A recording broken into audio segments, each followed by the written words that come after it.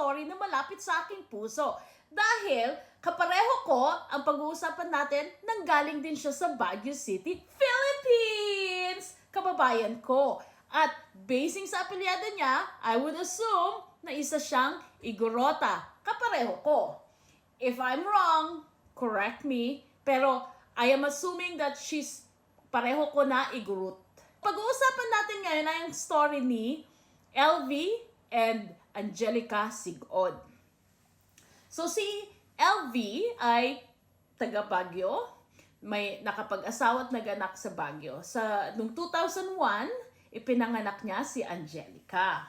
A few years after, nag-migrate siya sa Canada as a caregiver. Kagaya ng maraming Pilipino, kagaya ko, na pumunta ako dito sa Canada as a caregiver.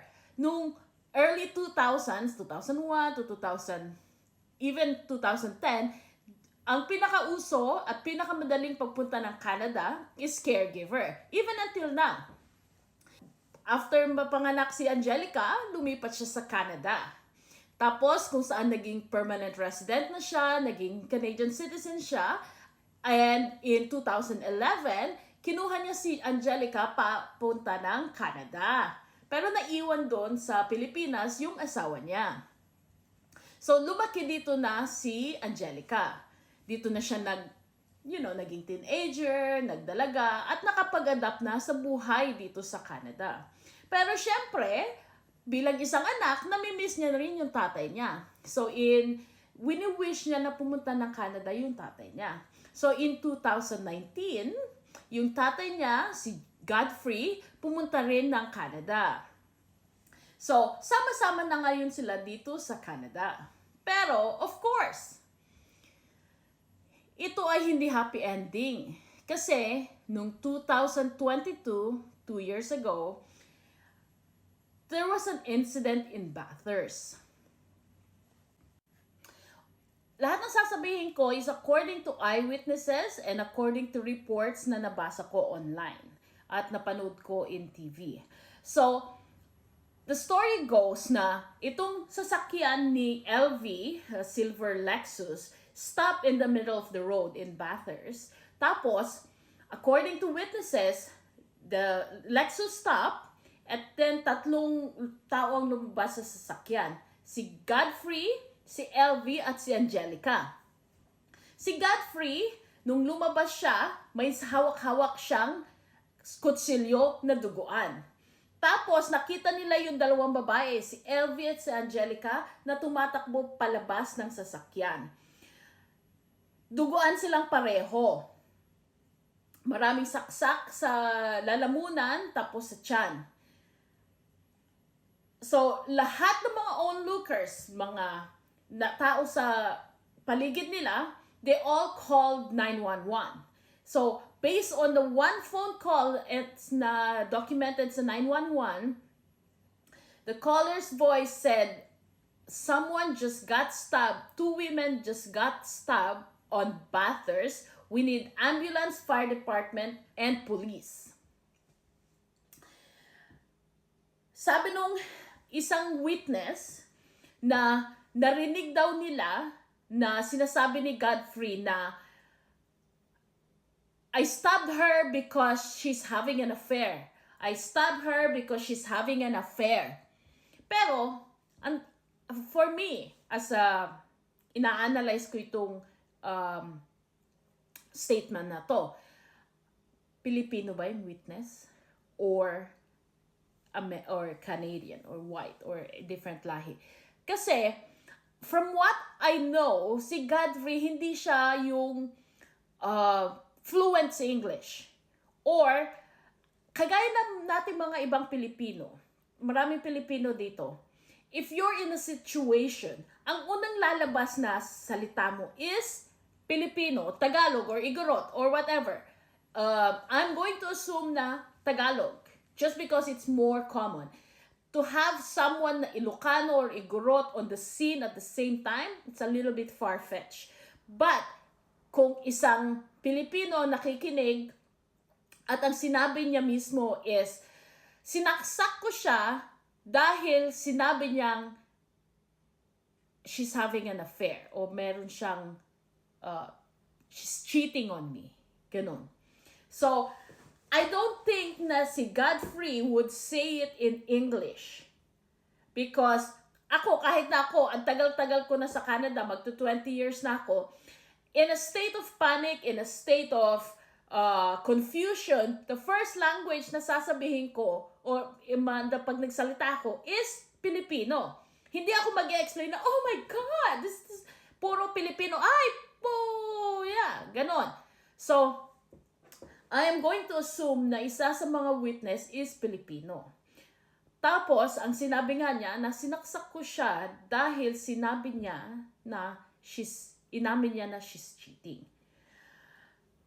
I don't know kung anong rason niya kung bakit niya sinaksak yung anak niya na si Angelica. And according to eyewitnesses, everybody that tried to help Elvie and Angelica were frightened because Godfrey was walking back and forth. So ayaw nilang lapitan kasi syempre, natatakot sila, hawak-hawak pa ni Godfrey yung kutsilyo. Nung dumating yung mga emergency responders, pinalibutan nila yung sasakyan at si Godfrey at he was taken into custody. Dinala pa siya sa hospital to treat on minor injuries, but unfortunately si Elvie tsaka si Angelica they can't save them. They died on the spot. Maraming nagtaka dito sa atake ito, especially the Toronto police, because bihira ang makikita mong nagsasaksakan sa loob ng sasakyan. You know what I mean? Most instances na saksakan is sa bahay, domestic disturbance, ganun. Hindi na nagsimula na nasa sasakyan. When this was reported in the news, they didn't release yung pangalan. So, after a few days, or I think it's even like the following day, they released the name. Elvie Sig-od, Angelica Sig-od, and the attacker, or the suspect, is Godfrey Sig-od, which is Elvie's husband at tatay ni Angelica. Well, dahil dito sa Canada, hindi pa ka pa found guilty, they call you a suspect. Bago natin ituloy, let's go for a background first. Let's talk about Elvie and Angelica. Okay? So, Elvie, when she came to Canada as a caregiver, bumalik siya sa school para makapag-upgrade ng kanyang knowledge.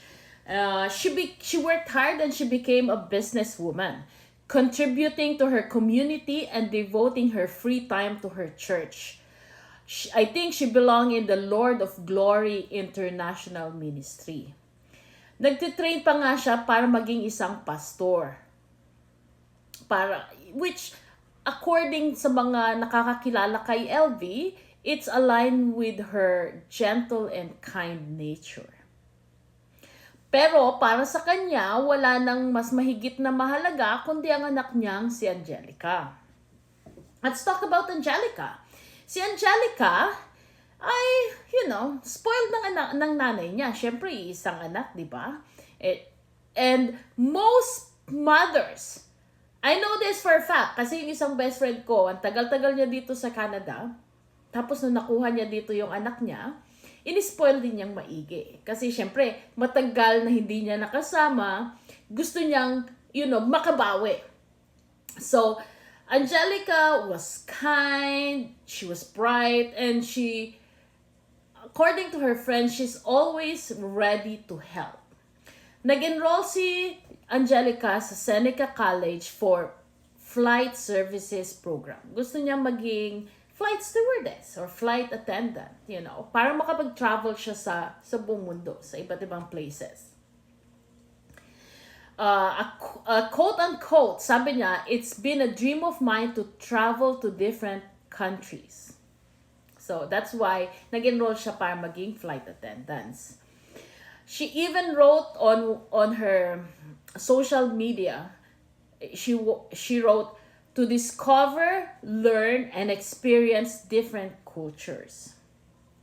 A lot of people have described her as she was full of life, playing keyboard at church and helping out during summers at Camp Shalom in Muskoka, where she was affectionately called the Salad Queen. Kahit na open si Angelica sa mga kaibigan niya about her dreams, her aspirations, and her work, very reserved naman siya sa kanyang family life. A lot of her friends that was interviewed, sabi, they never heard her mention na may drinking problem yung tatay ni Angelica, na si Godfrey. She never revealed anything about her family life or about her father. That's why a lot of people were surprised na the person that would end her life is her own father, right? Following the murder, friends and family were heartbroken and bewildered. Their church set up a memorial on Bathurst Street with flowers, stuffed animals, and a wooden sign bearing the names Elvie and Angelica. Their pastor, Marvin Dolores, the family's church pastor, launched a GoFundMe for funeral expenses so that yung bangkay nila could be brought back to Baguio. And they actually set a goal for 20,000, but it was exceeded. Like donations, yung mga kapwa nating Filipino dito sa Canada, they donated wholeheartedly, so they exceeded their goal of 20,000. On September 10, 2022, the funeral services was held for Elvie and Angelica, and it was streamed for friends and family members across Canada and the Philippines. Through tears, the community remembered Elvie as a gentle soul devoted to her faith and her daughter, and Angelica as a rambunctious, bubbly girl with a heart of gold. Godfrey Sig-Od was charged with 2 counts of second-degree murder and is currently in custody. Kung ano yung talagang motibo niya sa likod ng kanyang ginawa ay hindi natin alam. There's the trial still ongoing. It's still in custody. There's no final verdict yet. We don't know. We have to give props to the Philippine Consulate here in Toronto because pinabilis nila yung process na mapauwi yung labi ni Elvie at Angelica sa Baguio. If they didn't help, medyo mapapatagal yung process. But because the Elvie's church is numapit sila sa consulate and the consulate was very helpful in sending yung labi nila sa pabalik ng Baguio. May mga nakita rin ako na mga clips nung ginawa nilang services nung sa libing ni for Elvie and Angelica sa Baguio. Itong sitwasyon na nangyari kay Elvie at Angelica ay masasabi natin na malaking trahedya. Especially kasi kung tutuusin mo, si Elvie at Angelica, nagsasuffer sila in silence before itong incident na to. Walang nakakaalam kung ano nangyayari talaga sa loob ng bahay. Sila lang dalawa. Kasi hindi naman biglaan na ganito ang mangyayari. Kaya kung kayo ay may kilala o nagsususpecha kayo na naabuso o may problema sa bahay, or kung kayo ay nasa abusive na relationship or, tingin nyo ay kailangan nyong umalis, you have to. Maging aral sa atin ang storya ni Elvie at Angelica. Kasi sila on the outside, sa lahat na nakakakita, walang problema. But this tragedy happened. So we have to see na hindi lahat ng tao na nakikita nyo okay lang. They always have a personal struggles. So kung ikaw may maitutulong ka sa iba or sa tingin mo may maitutulong ka sa kapwa mo, it shouldn't stop us. Huwag tayong mahiya, tumulong tayo. Medyang ito. The motive for the crime remains unclear. Although bystanders claim that they heard Godfrey say that he thought Elvie had been unfaithful.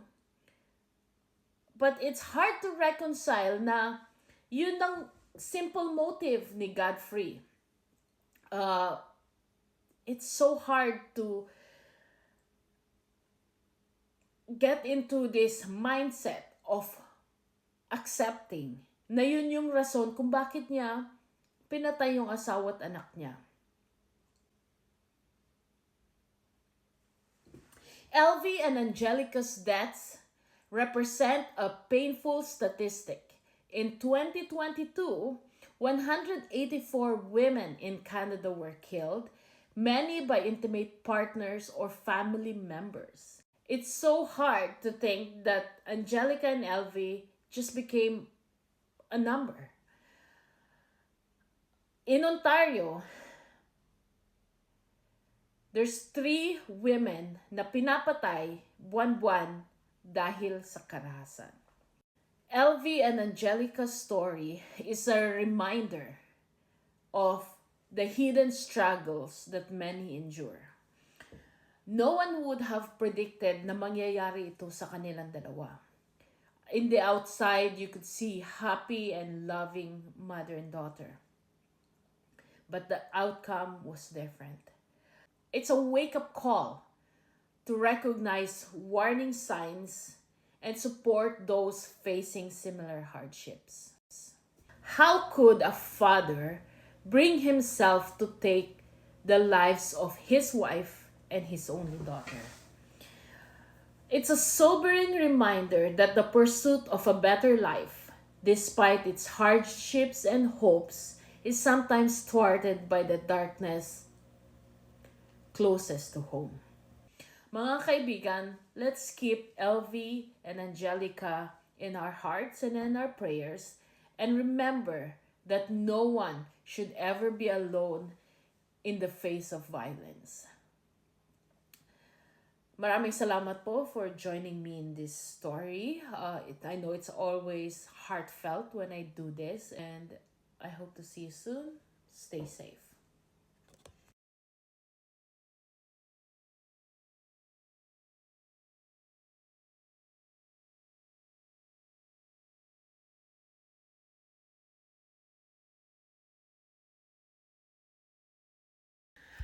Dagijay kabagyan kan kapamilya ni Elvie kan Angelica it Baguio, kondolin sa apo kanyayo. Amok nga ang ganat at taawang pailang resulta ti kaso na I will follow up on it. Hopefully maibalita kanyayo no inya ti maging resulta daytoy nga kaso ngem nabayag talaga ditoy Canada ti korte. Santo amok nga kanyayo kayatyo nga dakkel nga parusa ti ipataw da kanya na ngem here in Canada they actually have different rules. So with double murder baka 25 years laang diay gamitin maximum ditoy. Tapos, no nasingpot isunay jay korte, baka makaawid nga nasapa. Nuhan nga citizen ni Manong, malamang nga, after nga, tisintensya na after nga makulong jay and serve his time, santo da paawidan matlang dita Pilipinas. Awan ti marami tayo, hantayo nga maibalik ni Elvie kan ni Angelica, but let's hope that justice is served. Sa mga naiwan ni Elvie at Angelica, especially sa mga kababayan ko sa Baguio, I offer you my condolences, and I hope that we find justice in this heinous incident that happened.